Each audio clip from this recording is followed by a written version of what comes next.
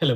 നിങ്ങൾ കേരളത്തിലെ ഹൃദ്യം പദ്ധതി എന്ന് പറഞ്ഞ ഒരു പദ്ധതിയെ കുറിച്ച് കേട്ടിട്ടുണ്ടോ? കേട്ടിട്ടില്ലെങ്കിൽ ഞാൻ ചെറുതായിട്ടൊന്ന് എക്സ്പ്ലെയിൻ ചെയ്യാൻ ശ്രമിക്കാം. കേരളത്തിൽ ഇപ്പോൾ ശിശുമരണ നിരക്ക് അല്ലെങ്കിൽ ഇൻഫന്റ് മോർട്ടാലിറ്റി റേറ്റ് 5 പക്ഷെ അത് എപ്പോഴും 5 2000 അത് 14 പിന്നെ അത് കുറെ കാലം നമ്മൾ 12 കൊണ്ടുവന്ന് സ്റ്റേബിൾ ആക്കി വെച്ചു. 2016 വരെ അത് 12 നിന്നു. അത് പിന്നെ 2016 വന്ന സർക്കാർ തീരുമാനിക്കുകയാണ് ഇത് നമുക്കൊരു സിംഗിൾ ഡിജിറ്റിലേക്ക് എത്തിക്കണം.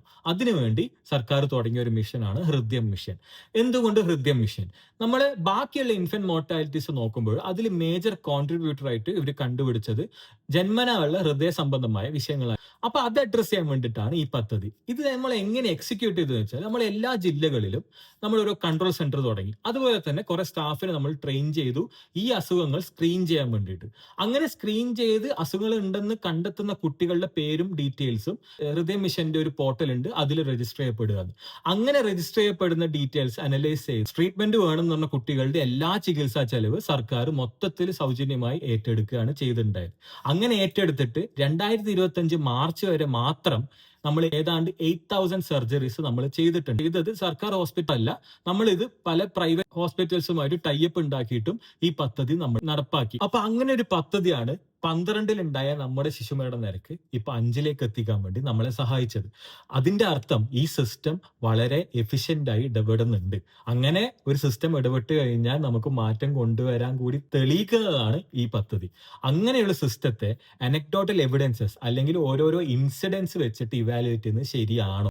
മെഡിക്കൽ നെഗ്ലിജൻസിന്റെ ഡേറ്റ എടുത്ത് നോക്കിയാലും 2 സ്റ്റഡീസ് ഞാൻ കാണുന്നുണ്ട്. ഒന്ന്, നാഷണൽ ക്രൈം റെക്കോർഡ്സ് ബ്യൂറോ 2017 മുതൽ 22 വരെ നടത്തിയതിൽ 1003 ക്രിമിനൽ മെഡിക്കൽ നെഗ്ലിജൻസ് പ്രകാരമുള്ള ഡെത്തുകൾ അവർ പഠിച്ചു. അതിൽ കോൺട്രിബ്യൂട്ടേഴ്സിൽ മേജർ കോൺട്രിബ്യൂട്ടേഴ്സ് ആയ കാറ്റഗറി 1 കേരളം ഇല്ല. കേരളം ഉള്ളത് കാറ്റഗറി 2 അതായത് 5 to 10% കോൺട്രിബ്യൂഷനെ കേരളത്തിനുള്ളൂ. സൗത്ത് ഇന്ത്യയിൽ വെച്ച് നോക്കുമ്പോഴാണെങ്കിലും നമ്മുടെ ഈ കൺസ്യൂമർ ഡിസ്പ്യൂട്ട് ഫോറം ഉണ്ടല്ലോ, അവരുടെ ഡേറ്റ വെച്ച് നോക്കുമ്പോൾ 230 സംതിങ് കേസസിന്റെ ഒരു പഠനമുണ്ട്. അതിലും കേരളത്തിന്റെ കോൺട്രിബ്യൂഷൻ സൗത്ത് ഇന്ത്യയിലെ തെലങ്കാന ഒഴിച്ചുള്ള എല്ലാ സ്റ്റേറ്റിനേക്കാളും കുറവാണ്. നോർത്ത് ഇന്ത്യനെ കുറിച്ച് പ്രത്യേകിച്ച് പറയണ്ടല്ലോ. അപ്പൊ അതൊക്കെയാണ് മെഡിക്കൽ നെഗ്ലിജൻസിന്റെ ഡേറ്റ. ഡേറ്റ ഒക്കെ വെച്ച് നോക്കുമ്പോൾ നമുക്ക് മനസ്സിലാവുന്നത് സിസ്റ്റം ഒരു പ്രോബ്ലത്തിൽ അല്ലാന്ന് മാത്രമല്ല, ഈവൻ ഒരു ഇന്റർനാഷണൽ സ്റ്റാൻഡേർഡ്സിൽ പോലും കമ്പയർ ചെയ്യാൻ പറ്റുന്നതാണ് നമ്മുടെ സിസ്റ്റം. അതിന്റെ അർത്ഥം പ്രശ്നങ്ങൾ ഇല്ല എന്നല്ല, ഉണ്ടാവുന്ന പ്രശ്നങ്ങൾ പോലും നമ്മൾ അഡ്രസ്സ് ചെയ്യണം, എന്നിട്ട് അതും നമുക്ക് സീറോയിലേക്ക് എത്തിക്കണം, അതിലൊന്നും സംശയമില്ല.